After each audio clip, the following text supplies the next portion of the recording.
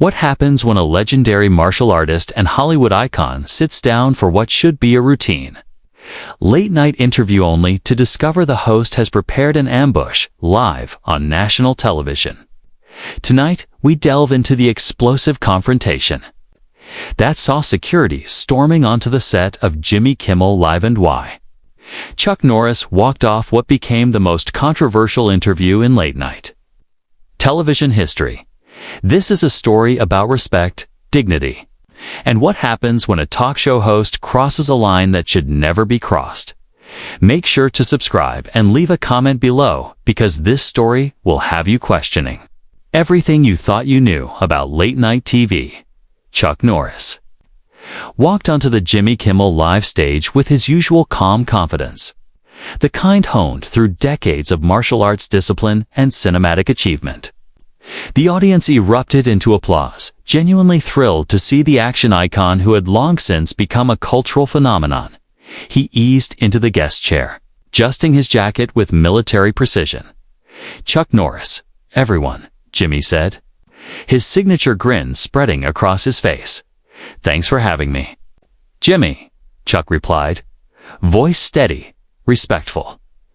"So, Chuck, I've got to ask," Jimmy began, leaning forward with a smile that looked friendly on the surface, but carried a sharp undercurrent Chuck couldn't quite place. "You know all those Chuck Norris facts online stuff like Chuck Norris counted to infinity twice, or Chuck Norris can divide by zero. What do you make of becoming this internet meme?" Chuck nodded thoughtfully. "Well, Jimmy, I think it's flattering that people have had a bit of fun with my image. Some of them are really clever. My family gets a laugh out of them." Right, Jimmy said, but his smile shifted subtly.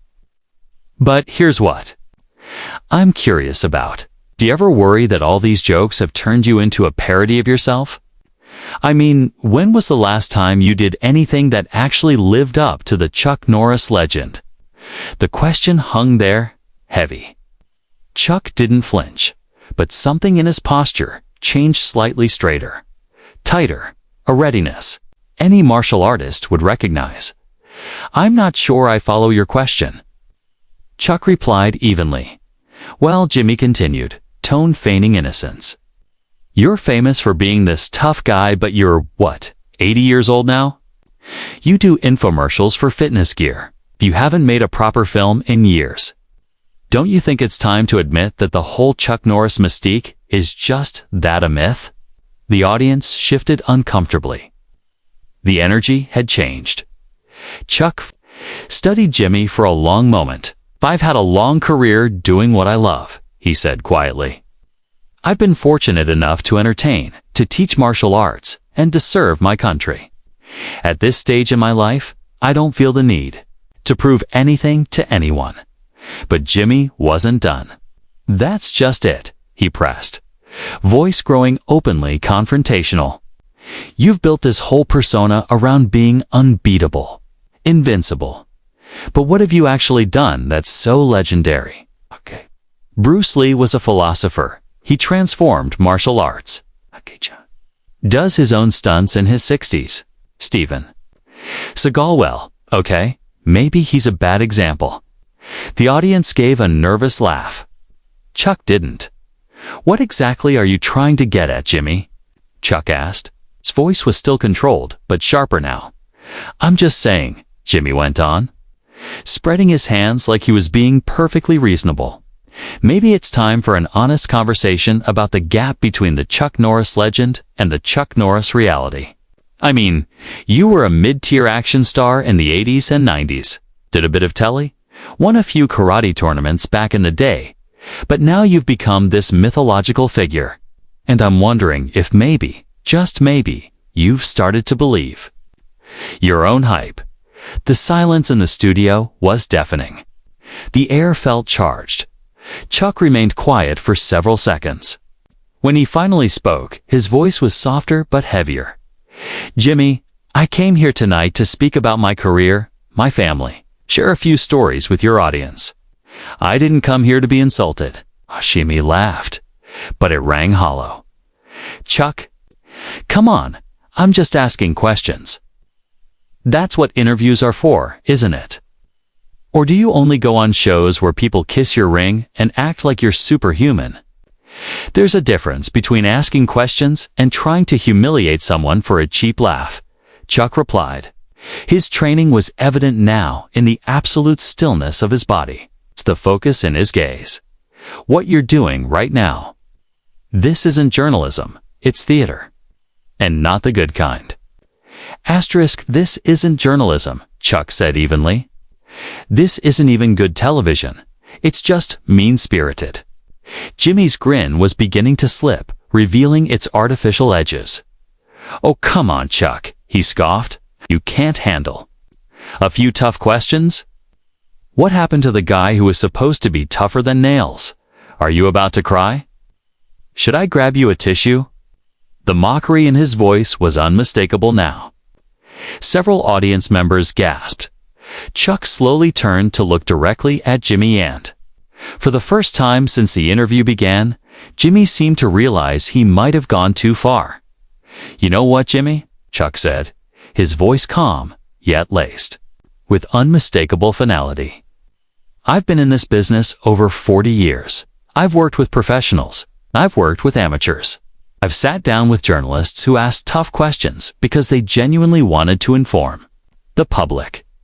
And I've sat down with people who ask tough questions just to make themselves look clever at the expense of their guests. Jimmy raised an eyebrow, but the cockiness was faltering. And which one am I? Chuck didn't flinch. You tell me. Is this how you treat all your guests, or did you make a special exception for me tonight? The studio tensed. Even the band shifted uneasily. The audience had gone silent. Sensing they were witnessing something that had drifted far beyond typical late-night banter, Jimmy shifted in his chair. For a moment, it seemed like he might dial things back. But his ego got the better of him. Look, Chuck, he said, trying to reassert control. I think you're being a bit sensitive. This is comedy, it's what we do. We poke fun, we ask the hard questions, we keep things interesting. Maybe you're just not used to being challenged. Chuck's eyes narrowed. Challenged? Jimmy, I've been challenged by fighters who could snap bones with their bare hands. I've been pushed by directors demanding flawless stunts with real danger involved. I've faced challenges in life you probably can't imagine. What you're doing isn't challenging me. You're trying to humiliate me for laughs. Jimmy gave a half scoff. Oh, come off it. You're a public figure. You've made millions off this tough guy image. Don't you think the public deserves to know what's really behind the curtain? I mean, let's be honest. When was the last time you were in a real fight? Not some choreographed scene or exhibition matcha. Real fight. It was a clear provocation, and Chuck recognized it instantly. His voice remained steady, but now it carried steel. Are you asking me to prove something to you, Jimmy? Because if that's what this is about, we can settle this right here, right now. The audience let out a collective gasp. Jimmy's eyes widened. He looked, for a beat, like a man who'd just realized the cage door was open and the lion was awake. Whoa. Whoa, Chuck, he said quickly, raising his hands. I'm not trying to fight you. I'm just saying maybe it's time to admit the whole Chuck Norris mystique is just marketing. Just show business. Nothing wrong with that. Most of Hollywood is smoke and mirrors. Chuck tilted his head. So you think I'm smoke and mirrors? Jimmy exhaled, now on more familiar footing. I think you're a smart businessman who turned a modest martial arts career into a global brand. And hey, good for you. But let's not pretend you're the superhero the internet makes you out to be. Chuck said nothing for a long moment. Then he looked Jimmy dead in the eye. Let me ask you something, Jimmy. Do you know what respect means? Of course I do. Jimmy replied dismissively. I don't think you do, Chuck continued. Because if you did, you'd know that respect isn't earned by having a talk show. It's something you show to others, especially when they're guests in your house. "This is my show, Chuck," Jimmy snapped. The friendliness was gone now. "My house, and I'll ask whatever questions I like. If you don't like it, sure, free to leave." Chuck didn't blink. "Is that what you want? You want me to leave? I want you to stop hiding behind." "This mystical warrior act," Jimmy said, leaning forward. "I want you to admit that Chuck Norris the legend is just a character. And Chuck Norris the man is just another aging actor trying to stay relevant." The silence that followed was like a vacuum. Chuck stared at Jimmy for what felt like an eternity. Then, slowly, he stood up. The movement was graceful, almost choreographed, but there was a controlled power behind it that sent a ripple through the room. "You know what, Jimmy?" he said, his voice carrying clear and cold across the now silent studio. "You're right about one thing. Chuck Norris, the legend," he began, his voice calm and deliberate, "never gets angry, never loses his temper. The legend always remains composed."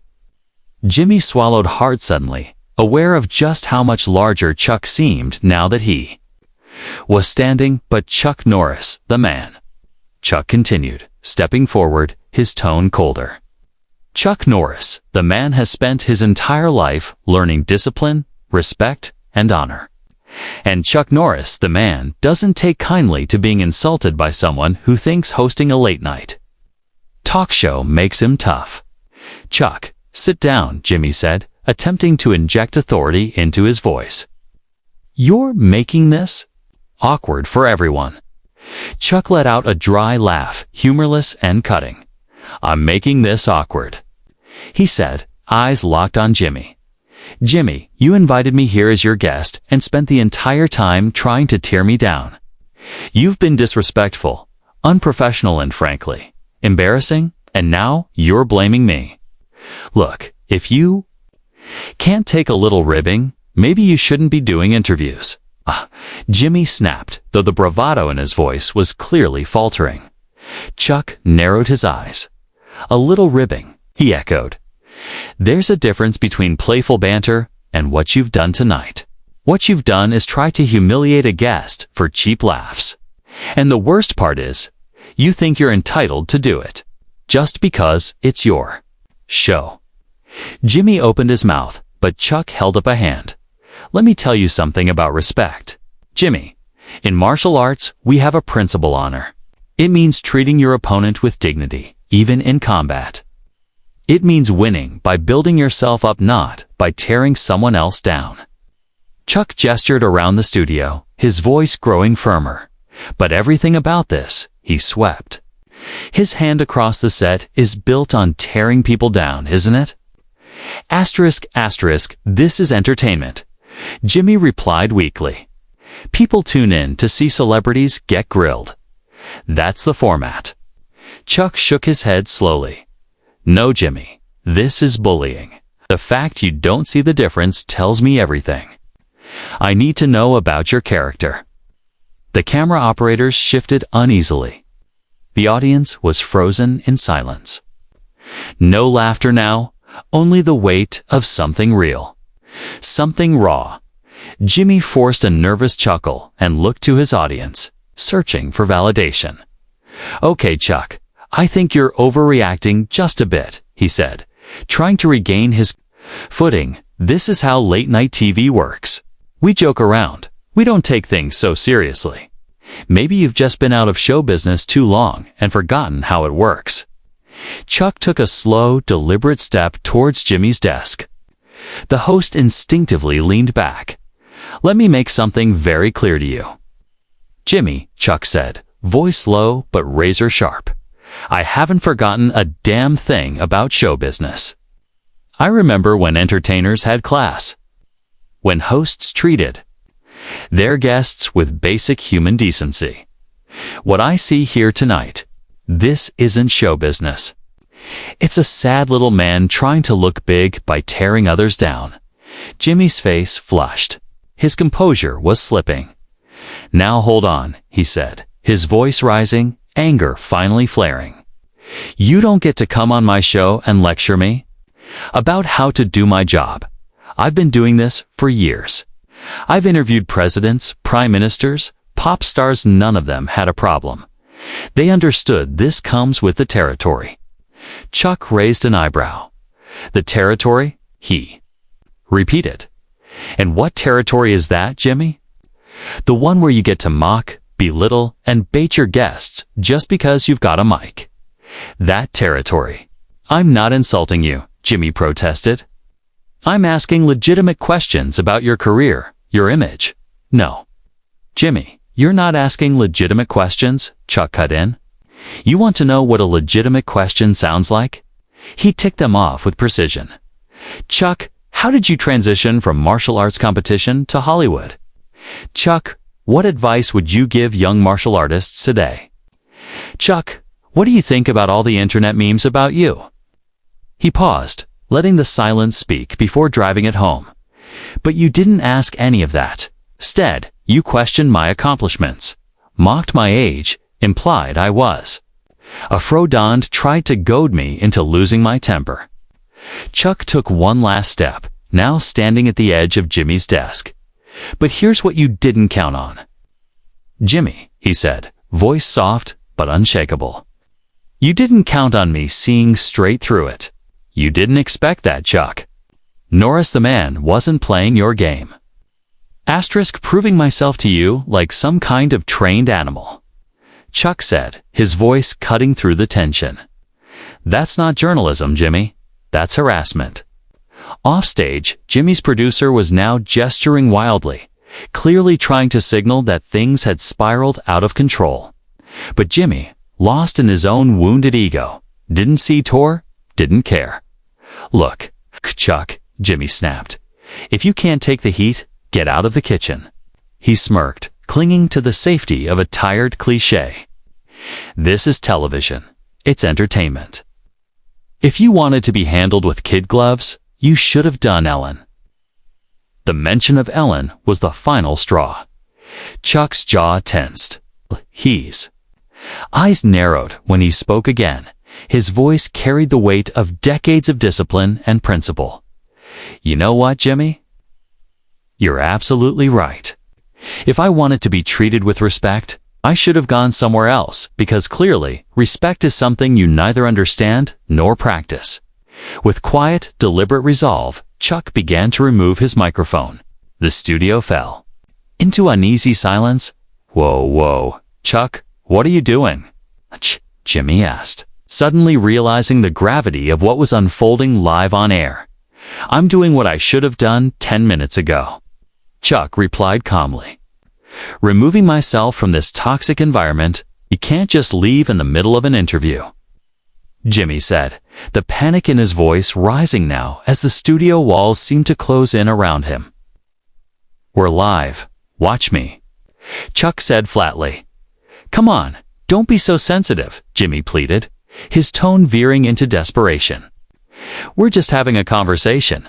This is good television. Chuck turned to face him one last time. His expression wasn't angry, it was disappointed.